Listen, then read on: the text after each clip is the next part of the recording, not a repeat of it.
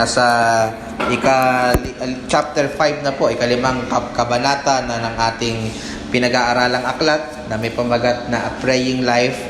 At yung titulo po ng ating pag-aaralan po ngayong gabi ay may pamagat na Spending Time with Your Father. Spending time with your Father. Sa wikang Filipino ay ang paglalaan po ng oras sa iyong Ama. Noong mga nakaraan po nating pag-aaral tungkol po sa pananalangin, natutunan po natin na ang panalangin po ay maihahalin tulad po natin sa paghinga. So pwede nating, ibig sabihin, pwede po natin yan gawin kahit saan, kahit kailan o kahit ano po ang ating ginagawa. Pwede po tayong manalangin habang po tayo ay nagkukusot ng ating mga damit o tayo po ay naglalaba. Pwede po tayong tumawag sa Panginoon habang po tayo ay nagluluto o kaya naman po ay nagmamaneho ng ating mga sasakyan. Pwede po tayong manalangin kahit saan, kahit kailan at kahit ano ang atin pong ginagawa.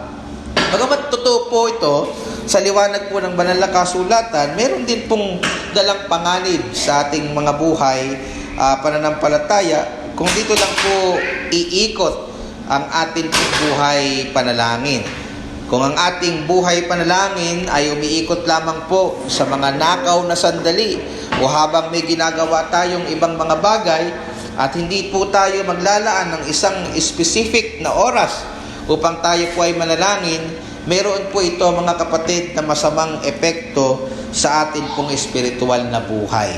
Kung iisipin natin na ang panalangin po ay pwede lang natin gawin sa ganitong paraan at babaliwalain na po natin yung importansya ng tinatawag po na closet prayer o yung paglalaan po ng isang tahimik na oras upang makapag-focus po tayo sa ating panalangin sa ating Ama sa Langit. So hindi po tayo lalago sa atin pong relasyon sa Diyos o yung atin pong pagkakakilala sa Kanya. So ganyan po ang makikita natin sa mga katuruan at buhay ng ating Panginoong Hesukristo. Kung babasahin niyo po ang talambuhay ng ating tagapagligtas na makikita niyo po sa mga ebanghelyo. So kapag sinabi pong mga ebanghelyo, ito po ay yung mga aklat ni Mateo, Marcos, Lucas at Juan. So yung mga unang 4 na aklat ng Bagong Tipan, mapapansin niyo po roon na sobrang abala po ng ating Panginoong Hesukristo. Naobserbahan niyo po ba yung kanyang buhay? Kahit saan po siya magpunta, wala po siyang ibang ginagawa kundi magministeryo sa mga tao. Kahit saan po siya magpunta, palagi po siyang dinudumog ng maraming mga tao dahil sa kanyang kakayanang gumawa ng mga bagay na kamangha-mangha, kagaya po halimbawa ng paggawa ng mga himala. Ngunit sa kabila po ng sobrang kabalahanan ng ating Panginoong Hesukristo, hindi po niya pinabayaang maglaan po ng isang tahimik na oras upang siya po ay makapag-focus sa kanyang pakikipag-usap sa Diyos Ama sa pamamagitan po ng panalangin. Naobserbahan niyo po ba yan, mga kapatid, sa buhay po ng ating Panginoong Hesukristo, kahit gaano po siya kaabala. So ang Panginoong Hesukristo na po marahil ang umiral sa balat ng lupa na pinakaabalang tao. Pero kahit gaano po siya kaabala, hindi po siya nawalan ng panahon upang maglaan po ng isang tahimik at pribadong oras upang kausapin ang kanyang Ama sa langit sa pamamagitan ng panalangin. Hindi po minsan na nabasa natin sa banal na kasulatan na gumigising po ang ating Panginoong Hesus ng madaling araw para lang po manalangin. Hindi po ba? Hindi po minsan na nabasa po natin na nagpunta siya sa sa disyerto o sa kabundukan upang siya po ay mapag-isa at hindi po maabala sa kanyang pakikipag-usap sa Ama sa pamamagitan ng panalangin. At isa po sa mga itinuro niya sa kanyang mga alagad ay ang pananalangin sa isang silid na hindi nakikita ng ibang mga tao upang doon po ay personal at walang patid po siyang makipagniig sa Diyos. Ganyan po yung mababasa natin halimbawa sa aklat po ng Mateo, kabanatang 6, talatang 5 hanggang 6, and I quote, "At pagka kayo," sabi po dito, "ay nagsisidalangin, ay huwag kayong gaya ng mga mapag-imbabaw, sapagkat iniibig nilang magsidalangin ng patayo sa mga sinagoga at sa mga likuang daan upang sila'y makita ng mga tao. Katotohanang sinasabi ko sa inyo, tinanggap na nila ang sa kanilang ganti. Verse 6, Datapat ikaw, pagka ikaw ay mananalangin, pumasok ka sa iyong silid, at kung mailapat mo na ang iyong pinto o ang iyong pinto, ay manalangin ka sa iyong Ama na nasa lihim, at ang iyong Ama na nakakakita sa lihim ay gagantihin ka. So yan po ang turo ng ating Panginoong Hesus sa aklat ng Mateo 6, talatang 5 hanggang 6. So sa buhay, mga kapatid, at aral ng ating Hari at tagapagligtas, makikita natin ang pagbibigay halaga po niya sa personal, tahimik, at pribadong pananalangin sa Ama sa pamamagitan ng pananalangin, o yung tinatawag po natin na closet prayer, o yung ibang tawag po dito, mga kapatid, ay quiet time. Kaya naman po, sa pangangaral po na ito, gusto ko din pong ipakita sa inyo kung bakit mahalaga po ba yung tinatawag natin na regular na closet prayer. Bakit po mahalaga na sa ating buhay, mananampalataya, naglalaan talaga tayo ng oras regularly na pumasok sa ating kwarto at wala tayong ibang gagawin kundi makipag-usap at makapanalangin sa Diyos. So, obserbahan po natin ang mga turo at buhay ng ating Panginoong Jesucristo. Makakakita po tayo ng tatlong clue kung bakit po mahalaga sa Kanya yung gawaing sinasabi kong ito, mga kapatid. Una, na clue, ito po ay nagpapakita ng Kanyang pagkakakilanlan o kung sino talaga siya. Isa po sa argumento ng mga relihiyon na hindi naniniwala sa pagka-Diyos ni Kristo ay kung talagang Diyos si Kristo, bakit kinakailangan pa niyang manalangin sa Ama? Narinig niyo na po ba yung mga ganyang argumento? Kung talaga pong Diyos si Kristo, bakit wika siya nananalangin sa Ama? Hindi nila nauunawaan na noong nagkatawan tao ang ating Panginoong Hesus, ipinailalim niya ang lahat ng kanyang kakayanan at sa kalooban po ng kanyang Ama sa langit. At bilang tao, siya po ay naging limitado sa maraming mga bagay. So yun po yung nakakalimutan ng maraming mga kulto na hindi naniniwala sa pagka-Diyos ni Kristo. Na nung mga panahon nakikita nila na nasa ganong kalalagayan ng ating Panginoong Jesucristo, siya po ay nasa panahon ng kanyang pagkakatawang tao. Na nakadepende siya sa kalooban ng Ama. Ito po ang dahilan, mga kapatid, kung bakit nung siya po ay nagkatawang tao ay sobrang dependent siya sa kanyang Ama sa lahat ng kanyang ginagawa, na gaya po, na mayali tulad po natin ng gaya ng isa sa mga bata o gaya ng mga bata. So ito po yung dahilan, mga kapatid, kung bakit paulit-ulit po niyang nababasa sa mga ebanghelyo, gaya halimbawa sa ebanghelyo ni San Juan. Paulit-ulit po nung sinabi ng ating Panginoon, walang magagawa ang anak sa sarili niyang kalooban. O kaya naman sinabi rin niya, ang Ama na nagsugo sa akin, ang nagbibigay sa akin ang aking dapat sabihin. Ultimo yung kanyang dapat sabihin, nakadepende sa Ama. Di po ba? At sinabi rin po niya, ginagawa ko lang ang nakikita kong ginagawa ng Ama. Di po ba sobrang dependent na gaya ng isang bata ang ating Panginoong Jesucristo nung siya po ay nagkatawang tao dito sa lupa. Kaya naman po noong tinuruan po ng Panginoong Hesus ang mga alagad na maging gaya ng sa mga bata, hindi lang po niya ito tinuturo sa salita, mga kapatid. Ipinapakita po niya ito sa pamamagitan ng kanyang buhay. Pinakikita ng palagi ang pananalangin ni Jesus, ang kanyang palaging pagdepende sa kanyang Ama sa langit. At naman po, mga kapatid, gayon din po tayo sa ating mga buhay. Hindi lang natin sinasabi na dumedepende tayo sa kalooban ng Diyos, ngunit hindi naman tayo natatagpo ang palaging nananalangin sa Ama. No? Ang ating pagdepende sa kalooban ng Diyos ay dapat markado ng ating palagi ang pananalangin. Madali po kasing sabihin na kung kalooban ng Diyos, kung nananalangin, madali po kasing sabihin na ako ay nagpapailalim sa kalooban ng Diyos. Pero kung sinasabi po natin iyon, ngunit hindi naman tayo natatagpo ang palaging nakikipagdiig sa Diyos sa panalangin, wala pong kalotohanan at pawang iyon po ay kaipokrituhan lang po sa buhay nating mga tao. Ang ating pagdepende sa kalooban ng Diyos ay dapat markado ng ating palagi ang pananalangin sa Kanya. Gaya po ng ipinapakita ng buhay ng ating Panginoong Hesus. Ang isang katunayan na tayo po ay palagi dumedepende sa kalooban ng Ama ay kung palagi nating ikinukonsulta sa Kanya ang lahat ng ating mga plano at lahat po ng ating mga gagawin. Ganyan po ang totoong pagdepende sa Diyos. So maliban po sa pagpapailalim sa atin ng ating Panginoong Hesus sa kalooban ng ating Ama, kaya po siya palagi nananalangin, pinapakita din po nito ang kanyang malalim na relasyon sa Kanya. Malalim na relasyon sa Kanya. Kaya po nananalangin ng ating Panginoong Jesucristo sa Ama ay hindi lang po dahil may kailangan siya sa Kanya, no? Kundi mayroon siyang malalim na relasyon at ugnayan sa kanyang Ama sa langit.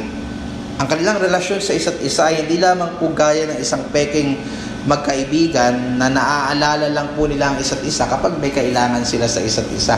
Meron po ba kayong na-encounter na ganyan? Nakakamustahin ka lang kapag may kailangan siya sa'yo, ano? Pero sa paglipas ng maraming panahon, hindi mo siya naramdaman, no? Kakamustahin ka lang niya, pagtapos kaya na yung kamustahin kunwari, tsaka niya sasabihin kung ano yung kanyang kailangan. No? May 1,000 ka ba dyan, Mare? Ano? Kaya ako minsan natatakot na ako sumagot sa mga matagal ko nang kakilala na ni walang paramdam kahit minsan, tapos biglang mangangamusta. No? Meron po mga ganyan tao. Magpaparamdam lang kapag may kailangan. Ano? Malalim po ang sa case po ng Panginoong Hesus at ang ating Diyos Ama sa langit, hindi po ganoon ang kanilang relasyon. Malalim po ang kanilang relasyon at sobrang nasisiyahan po sila sa fellowship nila sa isa't isa, na siya pong nagmo-motivate sa ating Panginoong Jesucristo kung bakit po siya laging nananalangin sa Ama. So masaya po siya sa kanilang pakikipag-ugnayan sa isa't isa, kaya po siya palaging nananalangin. Kasi malalim ang kanilang ugnayan, malalim ang kanilang relasyon. At ganito po dapat yung ating motibasyon, kaya po tayo nagiging masipag sa ating pananalangin. Hindi lang po tayo masipag manalangin kasi may kailangan tayo. Bagamat hindi po yun masama, pero hindi lang po dapat yun ang nag-drive sa atin o nagmamotivate sa atin para manalangin sa Panginoon. Nagsisipag po tayong manalangin at makipag-usap sa Kanya sapagkat una sa lahat, mahal po natin yung Diyos na ating kinakausap sa panalangin. Mahalaga po sa atin siya, kaya po gusto nating magbigay ng panahon sa Kanya upang siya po ay ating kausapin. Ganyan po mga kapatid at mga minamahal ang makikita po natin sa buhay na minomodelo ng ating Panginoong Jesucristo. Sabi nga po ni Paul E. Miller, yung author po ng ating aklat, sa obserbasyon po niya sa buhay ng ating Panginoong Jesucristo, and I quote, "His prayer life pertaining to our Lord Jesus Christ is an expression of His relationship with His Father. He wants to be alone with the person He loves." So, kaya daw po siya nananalangin sa Ama. Ito po ay kanyang pagpapakita ng kanyang malalim na relasyon sa Ama, at siya po ay nagnanais, masaya siya na maka-fellowship yung isang persona na mahalaga po sa kanya. So that's the first clue. So pangalawang clue po kung bakit mahalaga sa ating Panginoong Hesus ang pribadong pakikipagniig sa ating ng ating tagapagligtas sa Ama ay maliban po sa nahahayag po dito yung kanya pong yung kanya pong identity o pagkakakilanlan. Siya po ay gusto niyang ibigay ang buong atensyon niya sa kanyang kinakausap. Yun po yung pangalawang clue, no? Gusto niyang ibigay yung kanyang buong atensyon sa kanyang kinakausap.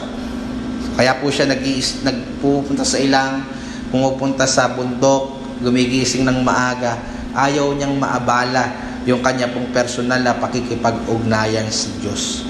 Kung pag-aaralan niyo po yung buhay ng ating Panginoon Jesucristo, kahit siya po ay nakakahalubilo ng maraming mga tao, madalas po ang focus po lamang niya ay sa isang tao.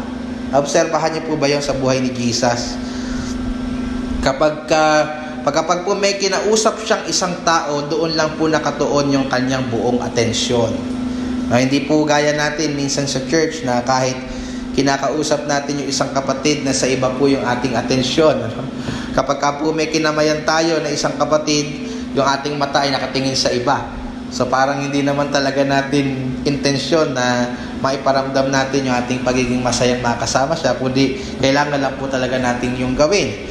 So, ano po kaya sa tingin ninyo mga kapatid ang nararamdaman ng ating kapatid kapag ginagawa po natin yon? Kapag nararamdaman niya na hindi mo naman talaga pinakikinggan yung kanya sinabi o lumilipad yung iyong isip o kaya kinakamayan mo siya pero yung atensyon mo naman talaga ay nasa iba.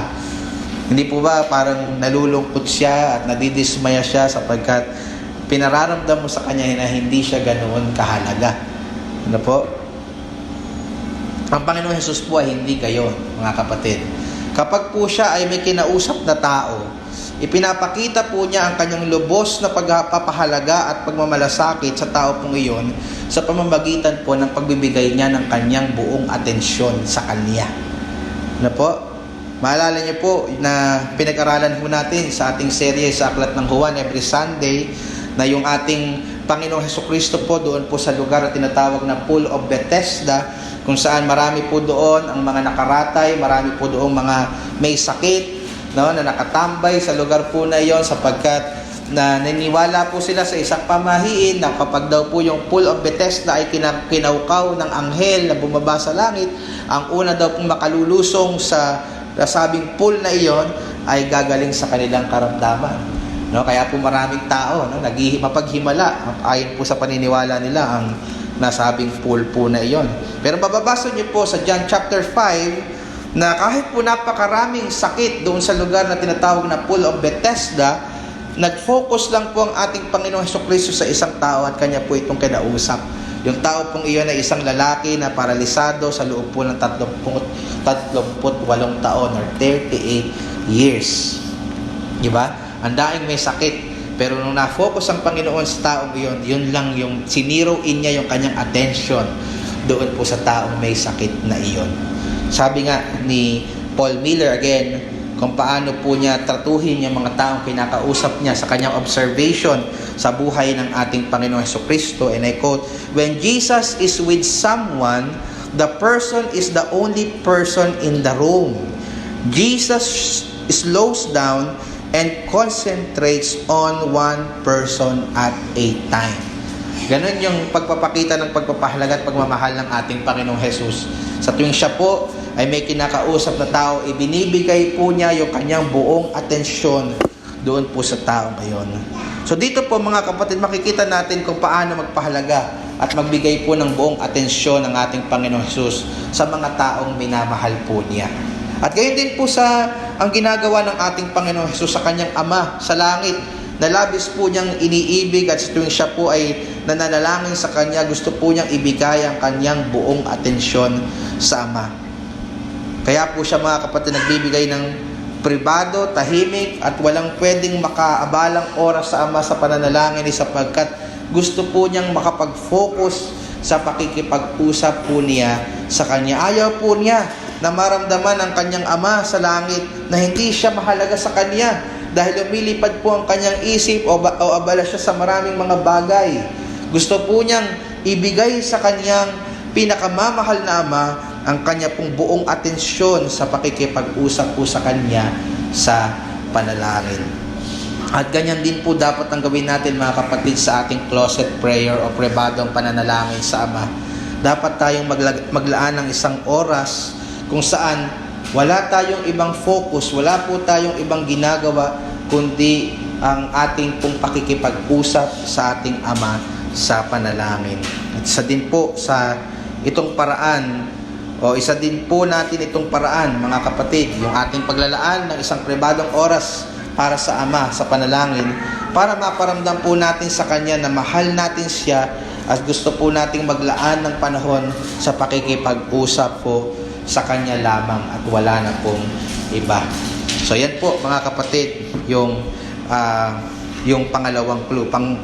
Yung panghuli po mga kapatid kung bakit mahalaga sa ating Panginoong Hesus ang pribadong pananalangin sa Ama, maliban po sa nahahayag yung pagkakakilanlan po niya dito at gusto niyang ibigay yung kanyang buong atensyon sa ating Ama sa langit bilang tanda ng kanyang pagmamahal, ito din po ay nagpapakita ng kanyang limitasyon bilang tao.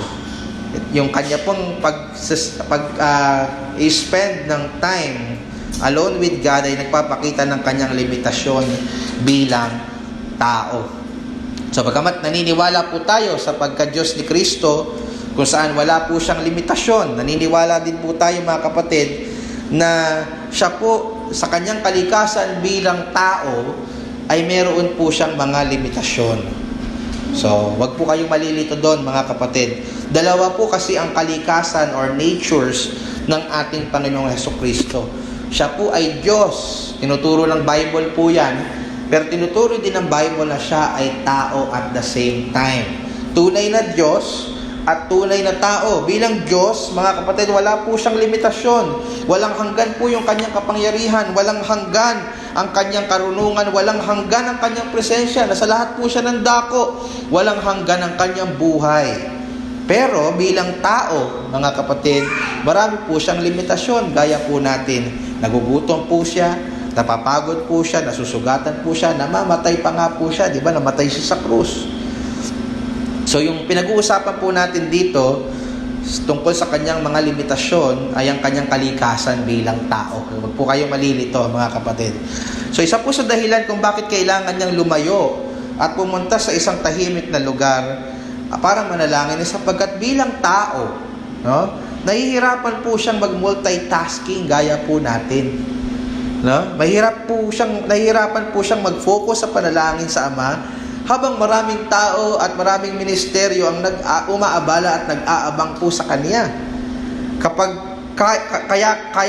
kayang-kaya po niyang mag-multitask bilang Diyos, no question about that. Ngunit bilang tao na maraming limitasyon, hindi po niya ito magagawa ng mahusay gaya po natin.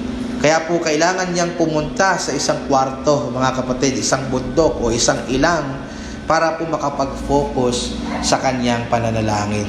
Kaya po ng turo niya sa binasa nating talata kanina, mga kapatid, in Matthew chapter 6 verses 5 to 6. At tayo po bilang tao na nahihirapan din pong mag-multitasking, ang paglalaan po ng isang pribadong oras sa Panginoon para manalangin ay isa pong matalino at praktikal na gawain para makapag-focus po tayo sa ating pananalangin sa ating Ama sa langit.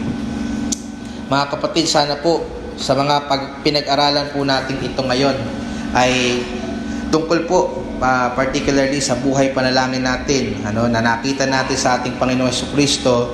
Nakita po natin na para po sa Kanya hindi ang panalangin po, yung pagpunta sa pribadong lugar para manalangin, na hindi lamang po ito parang ritual sa Kanya. Hindi lamang po ito isang parang obligasyon na kailangan lang niyang gawin araw-araw. Ito po ay may kinalaman sa Kanyang malalim na ugnayan, malalim na relasyon sa Kanyang Ama sa langit. At ito pong dahilan kung bakit nananatiling malalim, malago at masarap ang Kanyang fellowship sa Ama. At gayon din po sa buhay po natin, mga kapatid, bilang mga mananampalataya. Mahalaga po ang pagbubulay ng salita ng Diyos at pag-aaral ng Kanyang mahuhusay na salita. No question about that. Mahalaga din po ang ating pananalangin na gaya ng paghinga na ginagawa natin sa lahat ng oras, panahon at lugar. Ngunit, mga kapatid, hindi po matatawaran ang kahalagahan ng pribado, tahimik at personal na pananalangin sa Diyos sa loob po ng ating kwarto. Kagaya po yung tinatawag nga po na closet prayer. Sabi nga ni Paul E. Miller, tinagalog ko na lamang po para mas madali po nating maunawaan, kahit anong relasyon para ito ay lumago ay nangangailangan ng pribadong lugar at oras na walang agenda, kung saan mas makikilala ninyo ang isa't isa. Ito ay gumagawa ng isang lugar kung saan nagiging malapit kayo sa isa't isa, kung saan nauunawaan ninyo ang damdamin ng isa't isa. Hindi mo kayang gawing malapit ka sa isang tao nang walang ginagawa. Kailangan mo itong bigyan ng oras at panahon. Totoo po yan sa inyong relasyon sa inyong asawa, kaibigan, at maging yung inyong relasyon sa Diyos. Mga kapatid, pagsikapan po nating maglaan ng pribadong oras sa Diyos sa panalangin, nang sa gayon, patuloy po tayong lumalim, lumago sa atin pong relasyon sa Ama po natin sa langit. Learn to spend time with your Father in heaven. Praise be to God.